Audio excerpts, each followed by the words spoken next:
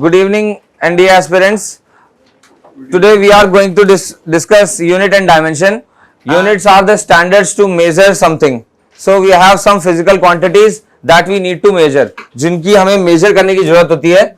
और ये physical quantities जो होती हैं, इसमें physical quantities किस तरीके की होती हैं? सबसे पहले ये समझ लो कि physical quantities a thing which can be measured. तो physical quantity is a quantity which can be measured. And measure करने के लिए there is a standard which is called unit, is a standard to measure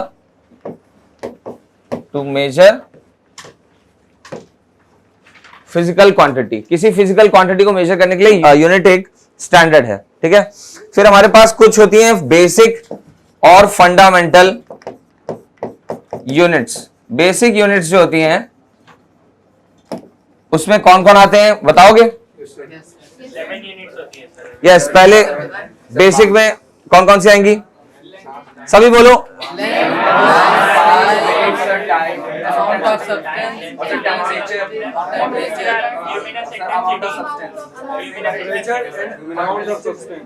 बिल्कुल सही है. Length, mass, time, current, temperature, amount of substance और luminous intensity. Luminous intensity की unit और representation है हाँ कैंडेला यानी सीडी. ऑलराइट, तो इसका एक्सप्रेशन हो गया सीडी. अब ये कितनी हो गई? 3 4 7 हो गई.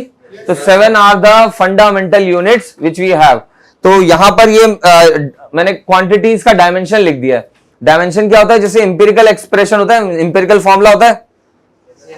इंपिरिकल फॉर्मूला में मान लो कोई एक बड़ा कंपाउंड है CH3COOH, तो आप इसको इंपिरिकली लिखोगे 2C होगा इसमें C2. तो डायमेंशन में भी ऐसी करते हैं, इकट्ठा लिख देते हैं, उसे बोलते हैं डायमेंशनल एनालिसिस. ठीक है. तो डायमेंशन क्या होता है? When we represent any quantity with a symbol, and symbol LMTAK ये आपने मुझे बताया. और ये L डिनोट करता है लेंथ को, M मास को, T टाइम, ये करंट और ये टेम्परेचर. टेम्परेचर का स्टैंडर्ड केल्विन है. ऑलराइट, याद रखना. और ये हो गया आपका मोल, अमाउंट ऑफ सब्सटेंस. ये क्वांटिटी बनाई गई है अमाउंट ऑफ सब्सटेंस, जिससे आप मेजर कर सकते हो आपके पास कितने अमाउंट में कोई चीज है. और ये है luminous intensity. It is not useful to us. अब यहां पर इसकी SI यूनिट्स की बात करेंगे. वो यूनिट्स जो इंटरनेशनल डी सिस्टम में आती हैं, ठीक है ना. तो इंटरनेशनल से स्टैंडर्ड है, उसे बोलते हैं SI यूनिट. तो SI यूनिट में लेंथ का क्या होगा? मास kg. Yes, time, current, kelvin, वो अलग चीज होगी. के फॉर क्या है? केल्विन यूनिट भी है ना. मोल, कैंडेला, सीडी. अब समझ रहे हो? अब यहां पर डायमेंशन आपको निकालने को आ सकती है. जैसे डायमेंशन कोई निकालनी होगी तो आपके पास एक फॉर्मूला होना चाहिए. कोई भी फॉर्मूला अगर आपको याद आता है, आप उससे डायमेंशन निकाल सकते हो बहुत इजीली.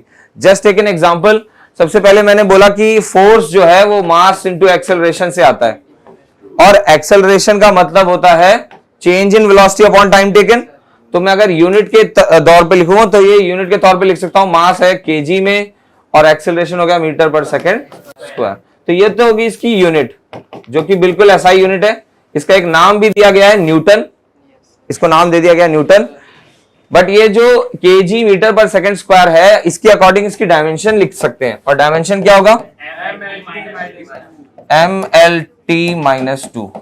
देख रहे हो? मास 1, लेंथ 1, टाइम 2 बार. तो MLT-2. और कोई भी डायमेंशन निकालने के लिए पूछ सकता है, बट आपको उसके रिगार्डिंग एक फॉर्मूला याद होना चाहिए. फिर सब चीजों को मास, लेंथ ऐसे करके मैनिपुलेट करके उसमें डाल देना, सीधे सीधे फॉर्मूला आ जाएगा. एंड यहां पर डायमेंशनल फॉर्मूला निकालना, डायमेंशनल एक्सप्रेशन निकालना बहुत जरूरी है. जैसे पहला तो सबसे पहले universal gravitational constant capital G जो होता है उसका निकाल के बताओ. कैपिटल G, तो you need a formula of gravitation याद है किसी को? ग्रेविटेशन का फॉर्मूला क्या था? F is equals to G m1 m2 upon R square. m1 m2 दोनों मासेस हैं, R B मास है और R लेंथ है। ml-t-2 फोर्स का हो गया, इसको यूज करना। देखो ग्रेविटेशन के केस में बोलोगे force is equals to G m1 m2 upon R square. अब देखो ये फोर्स है तो इसे लिखो ml-t-2, ठीक है। कैपिटल G मुझे निकालना है, इसको G लिख देते हैं। मासेस दो बार है तो क्या हो जाएगा? m2 और R क्या है? L लेंथ है ना R, distance from two masses is R, so it is length L2 हो गया। अब इसको उधर भेज दो, G आ गया अकेले। G राइट साइड में जब बचेगा अकेला, ये बचेगा m-1 L3t-2 m-1। सबका देख लो एक बार, चेक करो किस किस का आंसर आया था। ये कोई भी किसी भी क्वांटिटी का डायमेंशन निकालने के लिए पूछ सकता है। डायमेंशन मतलब कि उसका एम्पिरिकल फॉर्मूला ml-t के एक्सप्रेशन में कैसा होगा। तो यहां पर हमें जो एम्पिरिकल फॉर्मूला निकालना है, मैं बोलूंगा कि ये फॉर्मूला है F force due to gravity, F equals to G m1 m2 upon R square. ये G है यूनिवर्सल ग्रेविटेशनल कांस्टेंट, ठीक है ना। तो इसका मेरे को डायमेंशन निकालना है, तो ये फॉर्मूला पहले लिखूंगा, फिर after writing the formula I will substitute everything on the other side, transpose कर दूंगा। फोर्स है ml-t-2, फोर्स का रट लो ml-t-2, क्योंकि फोर्स से ही ज्यादातर चीजें निकलती हैं। तो हाँ, तो हर जगह फोर्सेस की जगह ml-t-2 डायरेक्ट रख देना, वहां पे मास इनटू एक्सेलरेशन करके डिराइव मत करना हर बार, ये याद होना चाहिए। यहां पे ये याद है। अब ये दो मासेस है तो m स्क्वायर हो गया, दोनों मासेस ही है ना, डायमेंशन तो केजी यूनिट होगी, तो डायमेंशन मास ही होगा। तो m स्क्वायर दो बार मास है, तो यहां L है लेंथ, R मतलब दो मासेस के बीच में डिस्टेंस होता है। जब ग्रेविटेशन का फॉर्मूला लगाते हैं तो R क्या होता है? डिस्टेंस। तो ये हो गया लेंथ, ये भी स्क्वायर करते हैं। G को अपनी तरफ रखो, बाकी तरफ भेज दो। So this is dimensional formula m-1 L3t-2। कहाँ के जी? ml-t के ही टर्म में क्यों लेते हैं? कैंडेला वगैरह का यूज क्यों नहीं करते? कैंडेला कहीं यूजफुल है ही नहीं। कैंडेला होता है कि एक बल्ब कितनी रोशनी निकालता है ना। वॉल्यूम ऑफ अ गैस वो सर एसटीपी में, तो एसटीपी में पीवी प्रेशर भी आता है, टेम्परेचर भी आता है, सर उसमें तो थीटा का यूज करना पड़ेगा। किसका यूज करना पड़ेगा? जिस तरीके के सवाल रहेगा उस तरीके का वैल्यू पुट करना पड़ेगा। लेकिन ल्यूमिनेस इंटेंसिटी मैं ये बता रहा हूं तुम्हारे कभी यूज में नहीं आएगा, क्योंकि कभी तुम्हें बल्ब और ये सारी चीजें उनकी फ्लक्स कितना फोटोन निकालते हैं कभी नहीं आएगा, ठीक है ना। लक्स, फ्लक्स, इंटेंसिटी उन सब में आता है ये कैलकुलेट करने के लिए। सर नहीं लिखना होगा तो CD 0 K0 A0 ऐसे करके लिख सकते हैं आगे। जीरो मत लिखो, ना लिखो, जीरो नहीं है तो मत लिखो।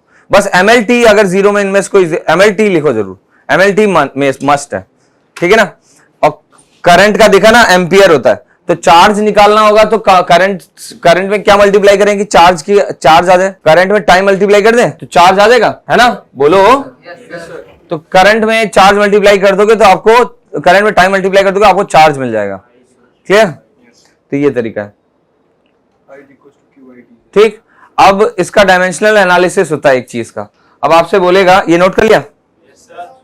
नोट कर लिया? एनडीए में डायमेंशन का एक क्वेश्चन आ चुका है इस तरीके से।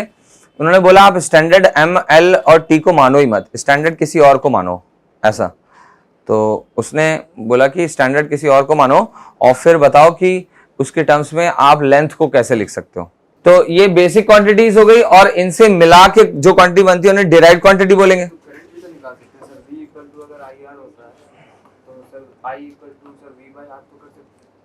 V बाई आर, लेकिन R क्या होता है? R में तुम्हारा क्या आएगा? करंट आ जाएगा, करंट का रोल आ जाएगा। मतलब कहने का मतलब करंट एक डायमेंशन है, वो यूनिक है। इसमें देखो, इनमें कहीं पर भी कोई चार्ज होल्ड कर सकता है सिवाय करंट के। करंट के अंदर चार्ज हो सकता है, current is Q by T, समझ रहे हो। इसलिए ये यूनिक है, ये फंडामेंटल है, स्टैंड अलोन है, इनकी जरूरत पड़नी है। अगर करंट या चार्ज की बात हो गई तो ये A आ ही जाएगा, समझ रहे हो, A आ ही जाएगा। तो अगर ऐसे पूछ लिया जाए, लिखो dimensional formula for resistance, dimensional formula for resistance V equals to IR लगा के करो रेजिस्टेंस। नहीं मतलब V equals to IR formula use करोगे और डायमेंशन निकालो। अब ये V पोटेंशियल का क्या मतलब होता है याद करो, ये होता है work done per unit charge, याद आया। तो ये होता है work done per unit charge. तो ये हो गया वर्क डन। मेरे को तो इंपेरिकल काम करना है। एम्पिरिकल मतलब जैसा भी हो, सिंप्लीफाइड, कोई कंसेप्ट लेके नहीं चल रहा हूं मैं कि कोई थ्योरी पढ़ाने वाला हूं, नहीं, मेरे को यहां सिर्फ ये देखना है कि V का मतलब होता है work done per unit charge, चलो ठीक है, और I होता है करंट, है ना, तो यहां पर Q हो जाएगा IT, क्योंकि करंट क्या करंट होता है Q बाई T, तो Q को लिखेंगे इस तरीके से, तो ये हो जाएगा वर्क डन अपॉन, ये हो जाएगा IT नीचे और एक I और है, समझ रहे हो। अब वर्क डन क्या होता है डायमेंशनली, हाँ मतलब फोर्स में S मल्टीप्लाई कर दो, फोर्स में एक डिस्टेंस मल्टीप्लाई कर दो, तो ML2 हो जाएगा T-2, सही है ना, ML2 वर्क डन हो गया, ये है I यानी A, इसका स्क्वायर हो जाएगा, और ये है टाइम, नीचे एक टाइम आ जाएगा, एक टाइम और आ गया, तो ये हो गया ML2 T-3A-2, this is the dimension of resistance, clear है। उस पर रेजिस्टिविटी की तुमको पता नहीं है, वो कॉम्प्लिकेटेड हो जाएगा, रेजिस्टिविटी की कहां से लेके आओगे, वो तो कांस्टेंट मान लिया आपने। हाँ रेजिस्टिविटी कांस्टेंट होती है, लेकिन डायमेंशन लेस थोड़ी होती है, डायमेंशन लेस चीजें अलग होती हैं, कांस्टेंट अलग चीज होती है। कांस्टेंट कोई भी चीज हो सकती है, डायमेंशन लेस मतलब उसके पास कोई यूनिट डायमेंशन अटैच नहीं होगी। चलो एक क्वेश्चन लिखो, if momentum, time and mass are fundamental quantities to represent the length, find out expression for length. ये देखो मोमेंटम, टाइम और मास आपकी फंडामेंटल क्वांटिटीज हैं, तो इन्हीं के टर्म्स में अब MLT नहीं, MLT वगैरह नहीं लिखना है, अब हमें लिखना है PTM टाइप से, और यहां पर आप बोलोगे कि इनसे इनकी पावर क्या हो कि आप लेंथ निकाल सको, ये लेंथ है, तो आप बोलोगे इसकी पावर A, इसकी पावर B, इसकी power C, so that you get length. तो यहां पर क्या करेंगे हम, कंपैरिजन करेंगे, कंपैरिजन जब करेंगे तो मैं बोलूंगा मोमेंटम कैसे निकलता है, मास इनटू वेलोसिटी, ठीक है ना, तो मास देखो जरा, मास कैपिटल M, डायमेंशनली लिख रहे हैं, डायमेंशन की फॉर्म में कैपिटल से लिखेंगे, तो ये हो गया कैपिटल M, ठीक है, मास इनटू वेलोसिटी हो गया LT-1, V वेलोसिटी के LT-1, इसकी होल पावर हमने बोल दिया A, T की पावर B, ये मास की पावर C, और हमें इससे चाहिए L1। तो बड़े ध्यान से देखना, हम क्या करेंगे, हम बोलेंगे कि इसकी M की कितनी वैल्यूज आ रही है, एक यहां से आएगी M की पावर A, और साथ में एक और मल्टीप्लाई है ना, तो इसकी पावर प्लस हो गई C, सही है ना, बिल्कुल। लेंथ के लिए देखो, एक है A बस, अच्छा अब टाइम के लिए देखो, -A प्लस B, समझ रहे हो, तो ये इक्वल्स टू आना चाहिए। अब L की जगह देखोगे तो A इक्वल्स टू 1 कंपेरिजन करके आ गया, इनको कंपेयर करो, A इज इक्वल्स टू 1 सीधे सीधे आ गया। फिर हमें करना क्या है, ये देखो यहां पर जो आपका अदर चीजें हैं वो है M और T, जिनके 0-0 पावर है, क्योंकि वो है ही नहीं प्रेजेंट, 0-0 पावर है, तो यहां पर मैं क्या करूंगा कि मास जो है A प्लस C पावर रखता है, इक्वल्स टू हो जाएगा 0, और वो -A प्लस B रखता है, वो भी हो जाएगा इक्वल्स टू 0। A है 1, तो C कितना हो जाएगा, -1, बताओ, A 1 है तो C हो जाएगा, और यहां पर A 1 है तो B हो जाएगा +1, वेरी गुड। तो ये एक्सप्रेशन आ गया, तो I can write my length in empirical forms of momentum, time and मास, और ये है आपका 1 A 1 सही है ना, 1 लेंथ को लिखने का तरीका है। अगर वो स्टैंडर्ड चेंज कर दे, आपको ये बोले कि MLT आपका स्टैंडर्ड या फंडामेंटल नहीं है, तो आप जो है स्टैंडर्ड मान रहे हो मोमेंटम, टाइम और मास, तो लेंथ कैसे डिनोट किया जाएगा। अब लेंथ इक्वल्स टू लेंथ मत लिख देना, क्योंकि लेंथ नहीं है स्टैंडर्ड, अब स्टैंडर्ड ये लोग हैं, स्टैंडर्ड लेंथ नहीं है, ठीक है ना बेटा। the question is written on the board, this is actual gas equation, जैसे PV equals to nRT पढ़ा था, ideal gas equation, so but the no gas is perfectly ideal, so actual equation आती है ये। if this is the equation, you have to tell me कि what is the dimension of A and B, dimension of A and B, where A and B are unknown, other things are known, P for pressure, N for number of moles, V for volume, and N for number of moles, R is the gas constant, ठीक है ना, and T is the temperature, find out. So the logic will be, if the two things are added, अगर दो चीजें add की गई हैं तो वो डायमेंशनली अलग होती हैं कि सेम होती हैं, जब डायमेंशनली सेम होंगी तभी ऐड कर पाओगे, इसका मतलब ये पूरी चीज, ये जो एक्सप्रेशन है an² / v², that should be a pressure. वो क्या होना चाहिए? प्रेशर, तभी इस प्रेशर से ऐड होगा। ऐसे ही -nb, ये क्या होना चाहिए? वॉल्यूम। तो ये nb आपका वॉल्यूम होना चाहिए, तभी वो माइनस किया जा सकता है। तो इस तरीके से a और b निकाल लोगे? ठीक है, चलो करो। एनआरटी की जरूरत नहीं पड़ेगी, इसी के अंदर हो जाएगा। देखो बस कंपेयर करना, अंदर ही कंपेयर करना है बस। एनआरटी एक्सप्लेन नहीं करना है, ज्यादा एक्सपैंड मत करिए। बस यहां पर ध्यान दीजिए, ये डायमेंशनली दोनों चीजें सेम होंगी इस एक्सप्रेशन में, क्योंकि ऐड कर रहे हैं तो सेम ही चीज ऐड हो सकती है। केजी के साथ कोई लेंथ थोड़ी ऐड कर लेगा, ठीक है ना, कि मास में लेंथ ऐड कर रहे हैं, टाइम के साथ मोमेंटम ऐड कर रहे हैं, ऐसा नहीं हो सकता। Dimensions should be same. N number of moles, B आपको निकालना है डायमेंशन, वी वॉल्यूम, सभी कैलकुलेट करो। समझ में आया? ये पावर है बेटा, इसकी पावर जो है m है और एक और जगह c है, मल्टीप्लाई करो इसमें ऊपर। ये वाला क्या करना है? p की जगह m भी होता है, p बराबर mv, तो m फिर p की जगह l और t कैसे आएगा? डायमेंशन निकालनी ना, वेलोसिटी की डायमेंशन कैसे निकालोगी? लेंथ पर टाइम। समझ रहे ना? कंपेयर तो डायमेंशंस को करेंगे ना। डायमेंशंस कैसे करेंगे? ये मास इनटू वेलोसिटी है, तो ये मास हो गया m और ये हो गया वेलोसिटी। डायमेंशन वेलोसिटी की लिखोगी ना, ताकि इधर और इधर की डायमेंशन मैच हो ना। देखो बेटा, डायमेंशन एनालिसिस एक बार फिर से सुन लो।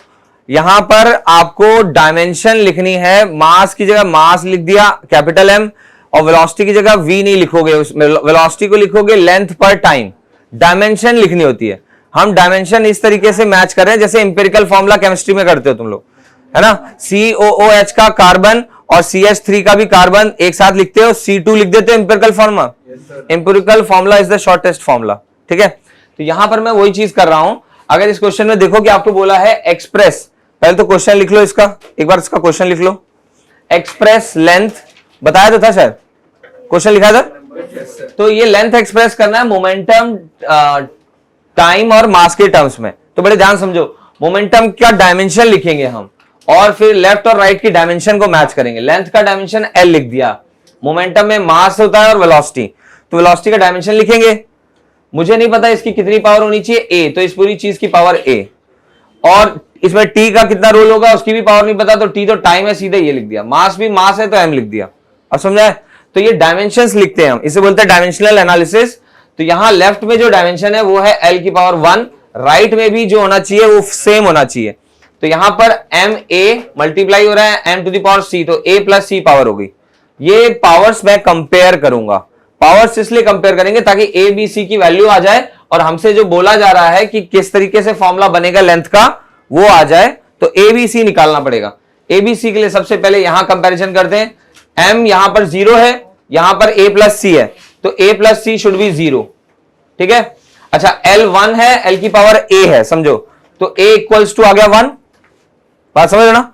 तो ये आ गया A = 1, तो यहां पर A की वैल्यू 1 आ गई, ये एक रिजल्ट हो गया। दूसरा A + C = 0 और -A + B = 0, ये समझ आए? पावर्स को कंपेयर कर रहे हैं दोनों साइड। फिर यहां से B और C आ गया। Now I can simply write my formula, जिसमें A, B और C ये 3 पावर है, तो A, B और C पावर्स कर लेते हैं।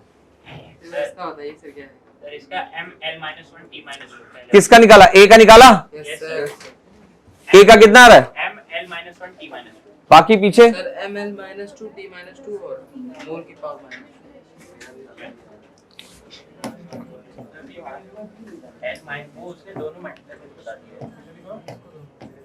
एक का ही है ML-। मोल नहीं लिख, मोल तो मोल भी तो आ रहा है सर, आप बता दीजिए। मोल आ रहा है। प्रेशर हो गया, देखो प्रेशर होता है force upon area, force upon area. बेटा देख लो, ये दोनों डायमेंशनली सेम होंगे तभी तो ऐड हो रहे होंगे। ए का डायमेंशन निकालना है। मैं बोलूंगा कि यहां फोर्स अपॉन एरिया प्रेशर हो रहा है, तो प्रेशर कैसे निकलेगा? फोर्स होता है mL-T-2, एरिया है L2। ए निकालना है N मोल का स्क्वायर, वॉल्यूम L3 के पावर 2, ठीक है ना, स्क्वायर। समझ गए? तो ए आ गया कि नहीं? तो ए आ गया, इसको इधर रखो, बाकी सब इधर भेज दो। तो ये आ गया mL-T-2 और ये है L2, ये है ऊपर L6, ठीक है ना, ये हो गया ऊपर L6 और ये मोल नीचे आ जाएगा, मोल का स्क्वायर नीचे आ गया। अब 2 1 3 हो गया, ठीक है, तो यहां कट के 2 आ जाएगा, 4 क्या हो रहा है, 4 आ जाएगा, 1 6 7 7 माइनस 2 5 हो जाएगा ना, ये हो जाएगा आपका 5।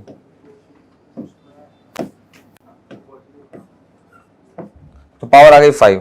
तो you will get the dimension of A, m 1 है, ठीक है, l 5, ठीक, t माइनस 2, मोल माइनस 2, हाँ सही है सर, मोल के टर्म में आएगा ना, मोल के टर्म्स में आएगा आंसर। दूसरा आएगा sir L cube mole minus 1 sir, L की पावर माइनस 5। हाँ इक्वेट करना है, ये क्वांटिटी एक साथ है ना, एक साथ है, तो अब इन दोनों को कंपेयर करो कि ये वॉल्यूम है, ये तो ये भी वॉल्यूम ही होगा, तभी तो ये उससे ऐड या सब्ट्रैक्ट होगा।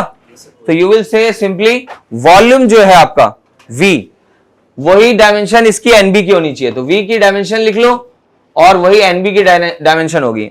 n है मोल, b का डायमेंशन पता नहीं, वॉल्यूम का L3, तो b का डायमेंशन तो बहुत इजीली आ गया, L3 मोल माइनस 1। क्लियर बेटा, कंपैरिजन करना है डायमेंशन का, एम्पेरिकल फॉर्मूला बनाना होता है, ठीक है। अब मैकेनिक्स का एक दिन टेस्ट होगा, तो अगली क्लास में तो मेजरमेंट एरर और वर्नियर कैलिपर स्क्रू गेज, ये 2 चीजें बढ़ानी है। तो अभी यूनिट एंड डायमेंशन चल रहा है, इसको कंटिन्यू करते हैं, खत्म करते हैं, इसके बाद जो है लॉज ऑफ मोशन बोलोगे तो एक बार रिवाइज करा दूंगा, तब टेस्ट लूंगा, मतलब लॉज ऑफ मोशन तक पूरा करा के, ठीक है। मुझे टेस्ट लेना बहुत जरूरी है, ठीक है, रेडी, तो ठीक है।